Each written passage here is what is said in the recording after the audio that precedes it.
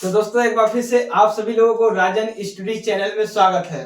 तो दोस्तों कल मैंने बता दिया था चक्रवृद्धि ब्याज, आज हम लेकर आए हैं साधारण ब्याज। हमको पहले बताना चाहिए था साधारण ब्याज, इसके बाद में आपको चक्रवृद्धि ब्याज बताना चाहिए था, तभी आपको समझ में आएगा। बट वैसे भी समझ में आएगा, बस आपको ध्यान से देखना है। देखिए चक्रवृद्धि ब्याज में क्या होता है कि ब्याज के ऊपर ब्याज, ब्याज के ऊपर ब्याज बनाया जाता है। और साधारण ब्याज, साधारण में क्या होता है, साधारण ब्याज में एक बस पैसा के ऊपर एक बार ब्याज बन गया बस, ठीक है। तो आइए हम आज साधारण ब्याज लगाने का मतलब आसान विधि बताते हैं, आसान मतलब ट्रिक बताते हैं। देखिए कोई भी सवाल अगर आप लगाओगे तो जब तक आपको सूत्र नहीं पता होगा तब तक आपसे सवाल नहीं बनेगा। तो सबसे पहले हम सूत्र लिखते हैं साधारण ब्याज का। साधारण ब्याज हम कैसे मतलब कैसे लगाते हैं, और सबसे पहले सूत्र देखिए यहाँ पे हम साधारण ब्याज का सबसे पहले हम सूत्र लिख लेते हैं, ठीक है। हमने तो साधारण ब्याज का सवाल लिख दिया है, क्वेश्चन, ठीक है। इसके बाद हम सूत्र लिखते हैं। साधारण ब्याज का सूत्र होता है साधारण ब्याज, ठीक है, बराबर मूलधन, ठीक है। मूलधन आपका कितना है ये पूछ रहा है, मूलधन, ठीक है, गुणे दर गुणे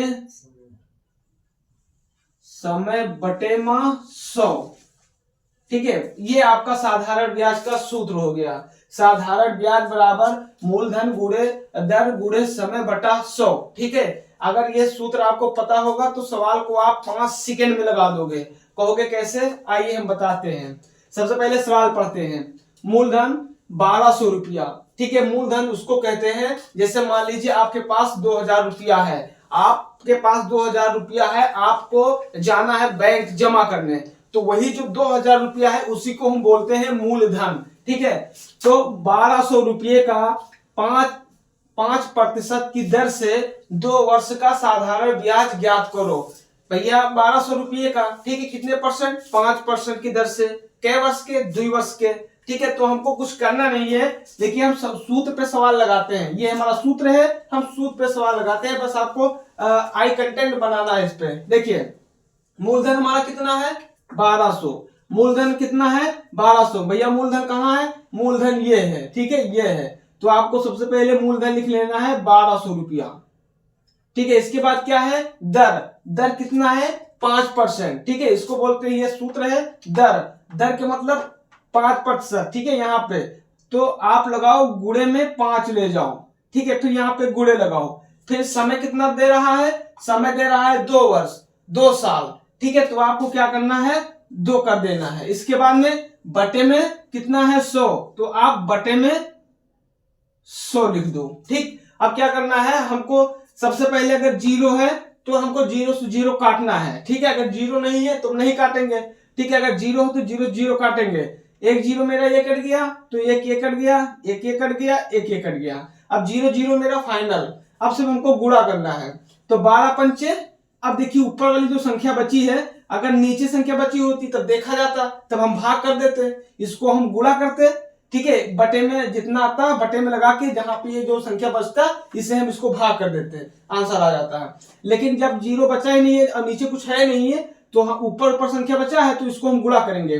12 पंचे 60, ठीक है। 12 पंचे 60 और 60 दुना कितना हुआ 120, 60 दुना हुआ 120। ये आपका आंसर आ गया, ठीक है। ये आपका, ठीक है, यहां पे लिख दे रहे हैं साधारण ब्याज, ठीक है, ब्याज बराबर 120 रुपया, ठीक है। मूलधन कितना था 1200, ठीक है। और 5% की दर से 2 वर्ष का साधारण ब्याज मेरा 120 रुपया आ गया, ठीक है। तो साधारण ब्याज बराबर 120 रुपया ये हमारा आ गया। अगर मान लीजिए इसको हम अगर चक्रवृद्धि में ज्ञात करें, ठीक है, मान लीजिए चक्रवृद्धि में ब्याज ज्ञात करें, इसको हम इसको मिटा दे रहे हैं, ठीक है। इसको अगर हम चक्रवृद्धि में ज्ञात करें तो देखिए सबसे पहले हम सूत्र लिखते हैं इसका। इसको हम यहाँ पे साधारण ब्याज लिखा है, यहाँ पे हम कर देंगे चक्रवृद्धि ब्याज, ठीक है। ठीक है,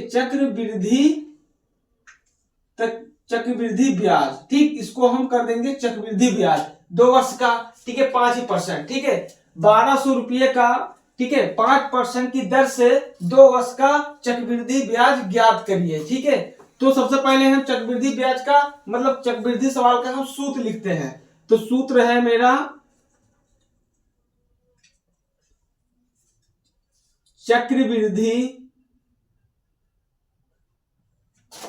ब्याज बराबर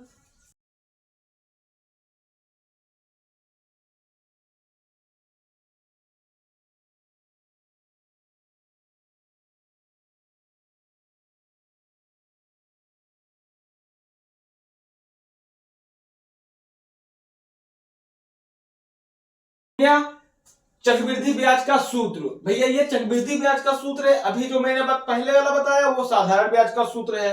अब हम क्या करते हैं, देखिए मूलधन कितना है 1200 रुपया है। ठीक है, हम 1200 ले लेंगे। ठीक, इसके बाद हम गुणे लगाएंगे।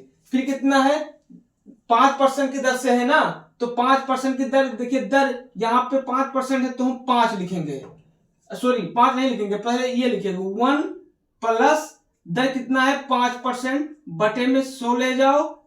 इसके बाद इसको ऐसे ब्रैकेट बंद कर दो। कितने साल का है 2 साल का। ठीक, अब क्या करना है, इसको हमें जोड़ लेना है। कह दो कैसे, 100 या कम 100, अब 5 जोड़ देंगे 100 में तो कितना हो जाएगा, इसको हम इससे गुणा करेंगे 100 या कम 100 और 5 जोड़ देंगे तो मेरा 105 हो जाएगा। तो ब्रैकेट तोड़ देते हैं 1200, ठीक है गुणे में जाओ फिर 105, ठीक है 105 बटे में 100 ले जाओ। ठीक, अब क्या, ठीक है ये हो गया। अब इसको क्या करेंगे, ब्रैकेट बंद कर देंगे। 2 साल का निकालना है हमको। अब इसको काटना है, देखिए 100 तो 1200 गुणे 105 बटे में 100। अब क्या करेंगे, इसको हम 5 से काटेंगे। ठीक है, 5 दूनी 10, अब ये 5 एकम 5, 5 दूनी 10, ये कट गया तो ये मेरा आ गया ये की बराबर यहाँ पे, यहाँ हाँ चलो यहाँ पे 21 बटे में, ये मेरा आ गया 21 बटे 20। कह लो कैसे, 5 से काट दिए, 5 एकम 5, 5 दूनी 10 और 5 दूनी 10। ठीक है, तो यहाँ पे 2 हो गया। ठीक है, तो ये 0 बच गया तो यहाँ उतार लिए,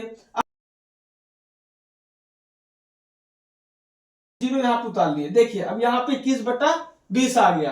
अब कितने साल का, हमको 2 साल का निकालना है। तो हम सबसे पहले लिखेंगे 1200 गुणे में 2 साल का निकालना है ना, तो 21 गुणे 21 बटे में, ठीक है बटे में 20, ठीक है 20 बटे में 21 बटे 20, 21 बटे 20। अब क्या करना है, इसको हमको काटना है। देखिए 1 0 ये कट गया मेरा, 1 ये कट गया, 1 ये कट गया, 1 ये कट गया, 1 ये कट गया। अब 2 से काटेंगे, 2 एकम 2, 2 छंग 12, फिर इसको काटेंगे 2 एकम 2, 2 3 6। अब क्या करना है हमको, 3 गुणे 21 गुणे 21, इसको हमको गुणा कर लेना है। ठीक है, तो 21 तिया, देखिए 21 तिया यहाँ पे गुणा कर लेते हैं। 21 तिया, 21 तिया हो गया, 3 एकम 3 और 3 दूनी 6, 63, 63 21 ले जाओ, 63 21 ले जाओ, 3 एकम 3 और 3 छक्के 6, 1 छक्का 6। ठीक,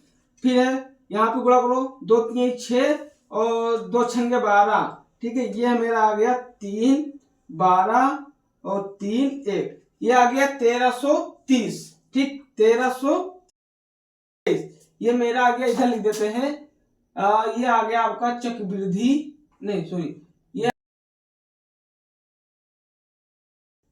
मिश्र धन आ गया आपका 1323। ठीक, 13 निकल के आ गया मिश्र धन। अब हमको क्या करना है, मिश्र धन में से हमको मूलधन घटा देना है, तभी हमको चक्रवृद्धि ब्याज मतलब निकल के आएगा। ठीक, अब क्या करेंगे, मूलधन कितना है भैया, मूलधन मेरा है 1200 रुपया। ठीक है 1200, तो हम इसको क्या करेंगे 1200 इससे घटाएंगे। ठीक है भैया, माइनस करेंगे। अब देखिए 3 से मतलब 3 तो उतर ही आएगा, 2 भी उतर ही आएगा, 0 है। अब 3 में से 1, 3 में से 2 गई तो मेरे पास 1 बचा और 1 1 कट गया। अब मेरा आया 123 रुपया। ठीक है, ये आपका आ गया चक्रवृद्धि, ठीक है चक्रवृद्धि ब्याज बराबर आपका 123 रुपया निकल के आ गया। ठीक है, 123 रुपया निकल के आ गया। तो ये मेरा चक्रवृद्धि ब्याज। देखिए अब देखिए चक्रवृद्धि ब्याज मेरा निकल के आया 123 रुपया और साधारण ब्याज निकल के आया था 120 रुपया।